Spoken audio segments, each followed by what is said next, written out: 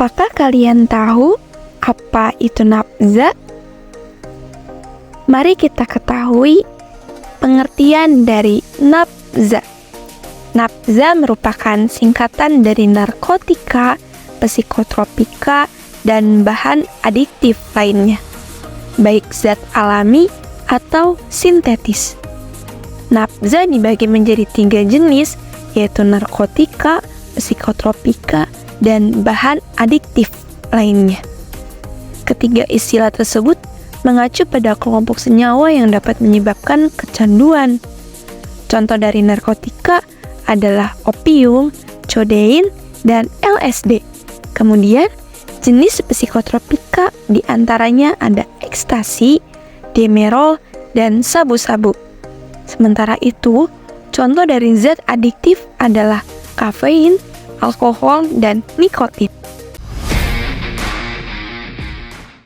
Baik, di sini teman-teman ada golongan nafza. Dan di sini juga ada 4 poin ya teman-teman. Yang mana di sini ada narkotika. Yang mana narkotika ini adalah zat-zat atau obat yang berasal dari tanaman atau bukan tanaman, baik sintetis maupun semi-sintetis, yang dapat menyebabkan penurunan atau perubahan kesadaran, hilangnya rasa, mengurangi sampai menghilangkan rasa nyeri, dan dapat menimbulkan ketergantungan.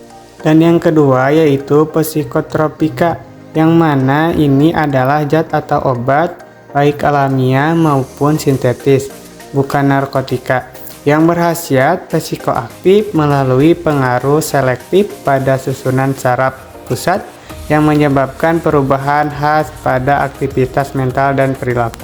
Dan yang ketiga yaitu ada zat adiktif, yang mana di sini adalah suatu bahan atau zat yang apabila digunakan dapat menimbulkan kecanduan atau ketergantungan. Dan yang keempat yaitu ada zat psikoaktif, yang mana di sini adalah golongan zat yang bekerja secara selektif terutama pada otak sehingga dapat menimbulkan perubahan pada perilaku, emosi, kognitif, persepsi, kesadaran seseorang. Nah, selanjutnya, adapun diagnosa dari asuhan keperawatan pada penyalahgunaan nafza yaitu yang pertama, coping tidak efektif, yang kedua, halusinasi, yang ketiga, risiko perilaku kekerasan, yang keempat, gangguan pola tidur, yang kelima, risiko bunuh diri, dan yang terakhir yaitu ada defisit perawatan diri.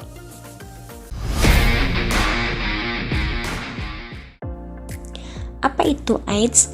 AIDS singkatan dari Acquired Immunodeficiency Syndrome, yang dimana acquired berarti diperoleh karena orang hanya menderita bila terinfeksi HIV dari orang lain yang sudah terinfeksi. Sedangkan immuno berarti sistem kekebalan tubuh. Nah, lalu defisiensi berarti kekurangan yang menyebabkan rusaknya sistem kekebalan tubuh. Lalu yang terakhir ada sindrom, berarti kumpulan gejala atau tanda yang sering muncul bersama, tetapi mungkin disebabkan oleh suatu penyakit atau mungkin juga tidak yang sebelum menyebabkannya infeksi HIV ditemukan. HIV atau Human Immunodeficiency Virus yang dahulu dikenal sebagai HTLV-3 atau Human T-Cell Lymphoprotrophic Virus Type 3 atau LAP Lymphadenopathy Associated Virus. HIV adalah retrovirus, yaitu kelompok virus yang menggunakan RNA atau asam ribonukleat sebagai materi genetiknya. Setelah memasuki sel pejamu atau host cell, retrovirus menggunakan enzim reverse transcriptase untuk mengubah RNA menjadi DNA atau asam deoksiribonukleat.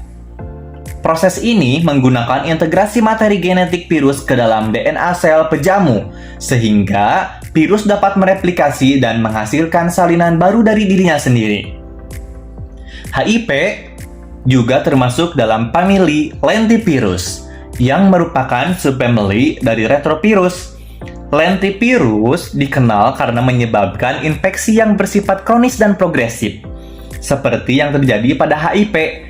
Lentivirus memiliki kemampuan untuk menyerang sistem kekebalan tubuh dan menyebabkan penurunan fungsi imun yang signifikan. Juga, HIV termasuk ke dalam dua jenis, yaitu HIV-1 dan HIV-2. Keduanya adalah lentivirus sitopatik. Artinya, mereka merusak atau menghancurkan sel yang mereka infeksi. HIV-1 adalah jenis yang paling umum dan bertanggung jawab atas sebagian besar kasus AIDS atau Acquired Immunodeficiency Syndrome di seluruh dunia. HIV yang kedua lebih jarang dan biasanya ditemukan di daerah tertentu seperti Afrika Barat.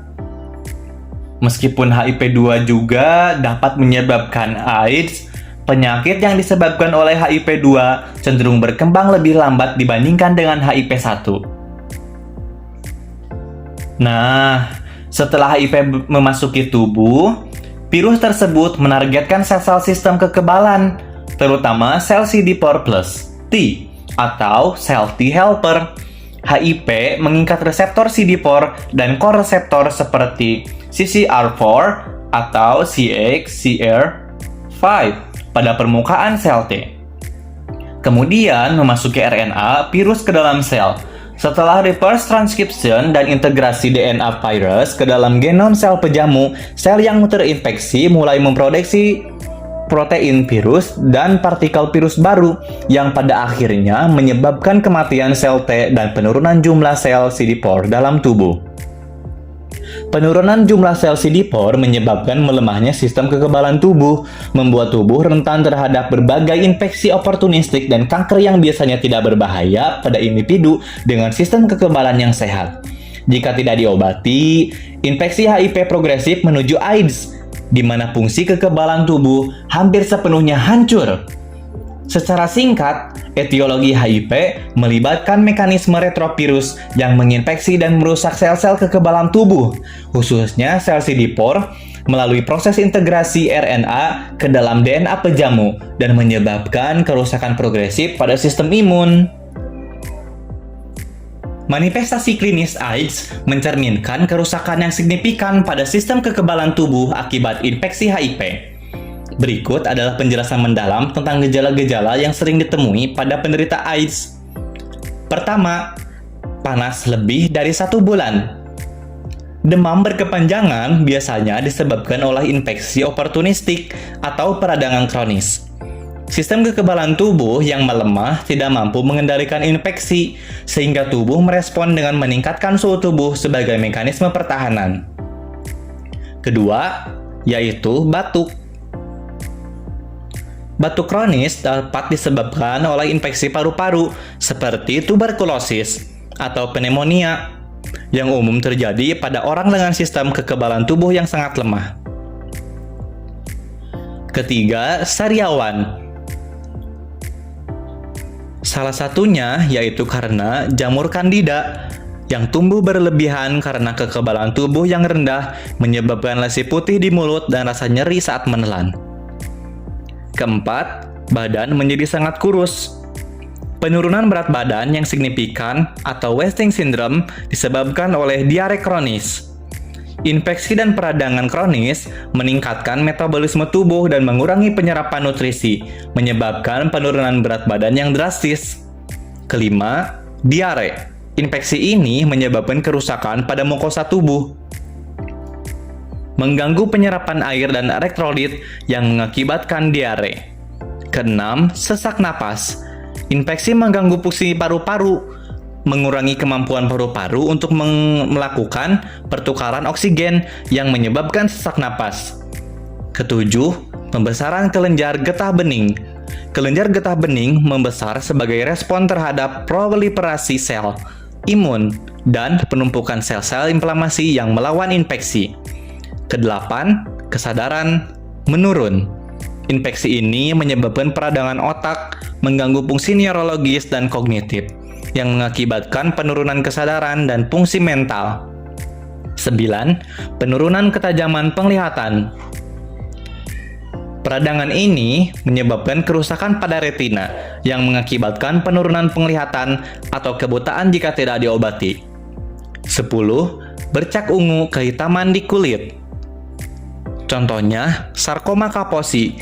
Ini disebabkan oleh infeksi virus herpes manusia 8 atau HHPH yang menginfeksi sel-sel endotelial dan menyebabkan proliferasi sel yang abnormal, mengakibatkan lesi pada kulit. Gejala-gejala ini menunjukkan kerusakan signifikan pada sistem kekebalan tubuh akibat HIV, yang memungkinkan berbagai infeksi dan kanker berkembang tanpa hambatan.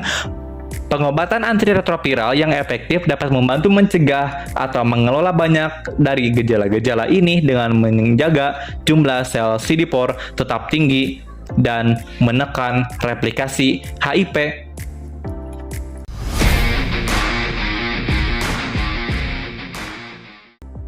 Kemudian, ada pun beberapa diagnosa keperawatan yang dapat ditegakkan dalam asuhan keperawatan AIDS. Yang pertama, resiko tinggi infeksi berhubungan dengan imunosupresi, malnutrisi, dan pola hidup yang beresiko. Yang kedua, resiko tinggi infeksi berhubungan dengan infeksi HIV, adanya infeksi non-oportunistik yang dapat ditransmisikan. Yang ketiga, intoleransi aktivitas berhubungan dengan kelemahan, pertukaran oksigen, malnutrisi, dan kelelahan. Yang keempat, perubahan nutrisi kurang dari kebutuhan tubuh berhubungan dengan intake yang kurang, meningkatnya kebutuhan metabolik, dan menurunnya absorpsi zat gizi. Yang kelima, diare berhubungan dengan infeksi GI. Yang keenam, tidak efektif coping keluarga berhubungan dengan cemas tentang keadaan orang yang dicintai.